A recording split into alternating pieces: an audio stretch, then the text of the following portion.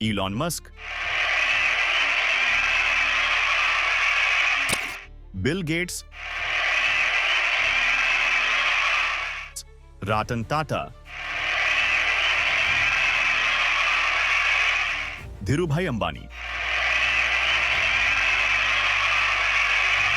यह सब दुनिया के सबसे अमीर लोगों में से एक है। Well, he's already one of the world's richest people, but Elon Musk could become the first ever trillionaire.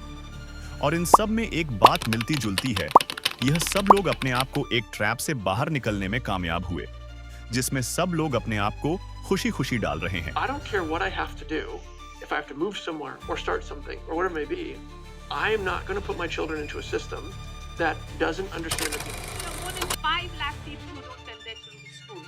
Ironically, mostly all teachers, because they know how screwed up the system is. और दूसरी तरफ हो आप, जो रोज की तरह school और college जा रहे हो, 99% अटेंडेंस और असाइनमेंट कर रहे हो, ना चाहते हुए भी किताब को रट्टा मार मार कर याद करने में लगे हुए हो और नियमों को फॉलो करते हुए अपने सुपीरियर की बात मान रहे होंगे, यह सोचकर कि जब आपकी पढ़ाई पूरी होगी तो आपको एक डिग्री मिल जाएगी, आपको एक अच्छी नौकरी मिल जाएगी। आपका सपना है कि आपके परिवार के लिए एक बड़ा सा घर खरीदोगे, खुद के लिए एक कार खरीदोगे, बच्चों को महंगे स्कूल में भेजोगे ताकि उनको भी पढ़ लिख कर अच्छी नौकरी मिल जाए, ताकि आपको रिटायरमेंट के बाद आराम मिल सके। पर सच्चाई तो कुछ और ही है मेरे दोस्त। जब आपने तैयारी शुरू करी आप कितने साल के थे? सर उस समय हम 18 साल के थे और अभी हम 30 साल के हो गए। 30 साल के हो गए। पिछले 12 सालों में आपने अपनी जिंदगी में क्या किया है? जिंदगी में सर पढ़ते गया, डिग्री लेते गया। मैंने 3 सब्जेक्ट में पोस्ट ग्रेजुएट किया, बीएड किया, सीटेट क्वालिफाइड है, नेट क्वालिफाइड है सर। 15 साल पढ़ाई करने के बाद भी, कितनी ही डिग्रियां लेने के बाद, जाने कितने इंटरव्यू देने के बाद भी आपको एक अच्छी जॉब नहीं मिलती है। लोग आपका मजाक बनाने लगते हैं। परिवार रिश्तेदार वाले उतना बात नहीं करते सर, और मैं 2 साल से गाँव में भी नहीं गया अभी तक। दुख है सर, क्या बोलूं। मैं अपने दुख और पीड़ा को किसी पर सामना नहीं कर सकता हूँ सर। बहुत संघर्ष से पढ़ा हूँ, ट्यूशन पढ़ा के मैं 2012 से ट्यूशन पढ़ा के अभी तक मैं पढ़ाई किया हूँ, और मैं कुछ भी हासिल नहीं कर पाया। उल्टा हमारे पर फायर हो गया। इतने साल पढ़ाई करी कि सिर्फ एक अच्छी नौकरी मिल जाए, रो रो कर प्रार्थना करते हो कि एक अच्छी जॉब मिल जाए। धीरे धीरे आपका सेल्फ कॉन्फिडेंस कम होने लगता है। बहुत हाथ पैर मारने के बाद आपको एक छोटी सी नौकरी मिल जाती है। ना चाहते हुए भी आपको यह नौकरी करनी पड़ती है, लेकिन उसकी सैलरी बहुत कम है, फिर भी मजबूरी में करनी पड़ती है। इतनी बचत है नहीं कि खुद से घर खरीद सके, तो आप एक होम लोन ले लेते हो। फिर सोचते हो कि कार भी होना चाहिए, तो उसके लिए भी लोन ले लेते हो। बच्चे को अच्छे स्कूल में पढ़ना है तो उसकी भी फीस देनी होगी, घर के खर्च और भी बहुत कुछ। जाने अनजाने में आप धीरे धीरे अपने आप को चारों ओर से कर्ज में घेर लेते हो। जब तक आपको पता चलता है तब तक बहुत देर हो चुकी होती है। आपको इन सब कर्ज को चुकाना होता है। होम लोन, कार लोन, बच्चों की फीस आपको दिन रात सताती रहती है कि कहीं मुझे नौकरी से ना निकाल दे। इस वजह से आप अपने सपनों को दबाते रहते हो और सुबह चुपचाप उठते हो और काम पर चले जाते हो। फिर चाहे यह काम आपको पसंद हो या ना हो, फिर आपको यह जिंदगी नॉर्मल लगने लगती है, और यही काम करते करते आपकी जिंदगी निकल जाती है। आप बूढ़े हो जाते हो। आप किस्मत को दोष देने लगते हो कि मेरी तो किस्मत ही खराब है, क्योंकि मैंने मेहनत तो बहुत की पर जिंदगी में कुछ बड़ा हासिल नहीं कर पाया। पर हकीकत तो कुछ और ही है जिससे आप अनजान हैं।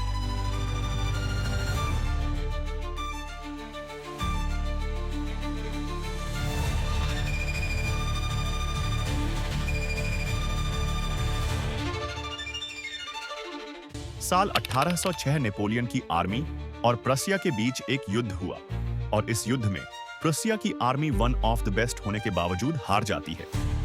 प्रशियन लीडर को यह समझ नहीं आता कि आखिरकार वह इतनी अच्छी आर्मी के साथ हार कैसे सकता है। बहुत सोचने के बाद उनके लीडर को यह समझ में आता है कि उनकी आर्मी मजबूत तो है, लेकिन युद्ध के दौरान वह अपने लीडर के आर्डर को फॉलो करने की बजाय अपना दिमाग इस्तेमाल कर रहे थे, जबकि नेपोलियन की आर्मी सिर्फ नेपोलियन के आर्डर को फॉलो कर रही थी।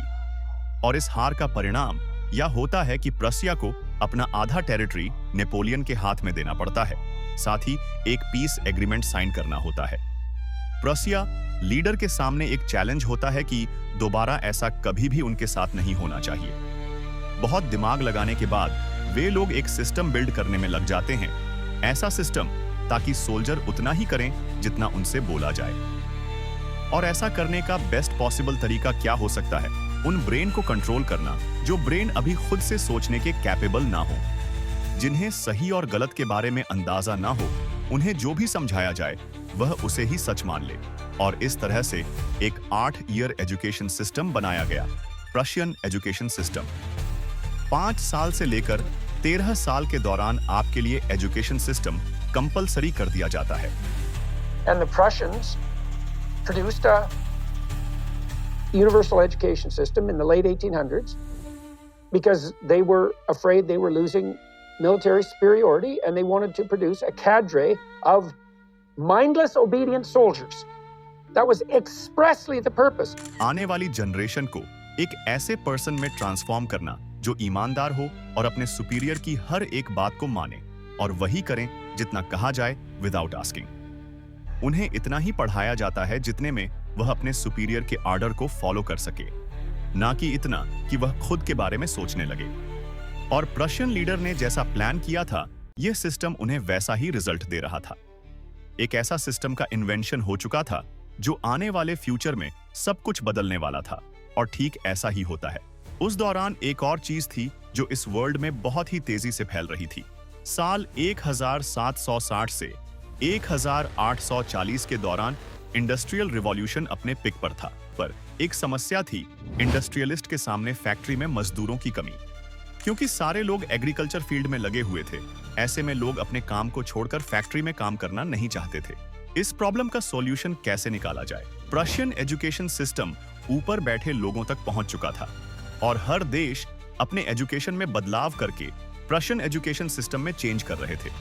इस बार लक्ष्य होता है कि हर इंसान के दिमाग में से क्रिएटिविटी को किल कर दे, ताकि पैसा कमाने का एक ही तरीका रह जाए, वह है मजदूर बनकर फैक्ट्री में काम करना।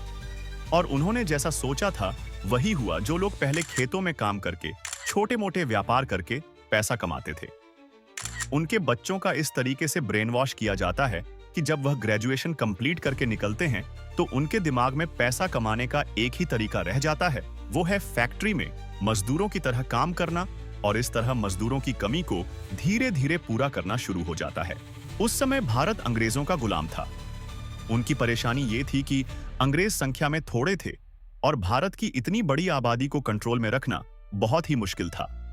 तो मेरे दोस्त, अब तक आपने देखा कि कैसे एक युद्ध की हार से जन्मा एक सिस्टम धीरे धीरे पूरी दुनिया का सोचने का तरीका बदल देता है। कैसे स्कूल, कॉलेज, डिग्री और नौकरी का सपना असल में एक ऐसा जाल बन जाता है जिसमें इंसान खुशी खुशी खुद को फंसा लेता है और फिर पूरी जिंदगी उसी जाल को ही अपनी किस्मत मान लेता है। लेकिन कहानी यहीं खत्म नहीं होती।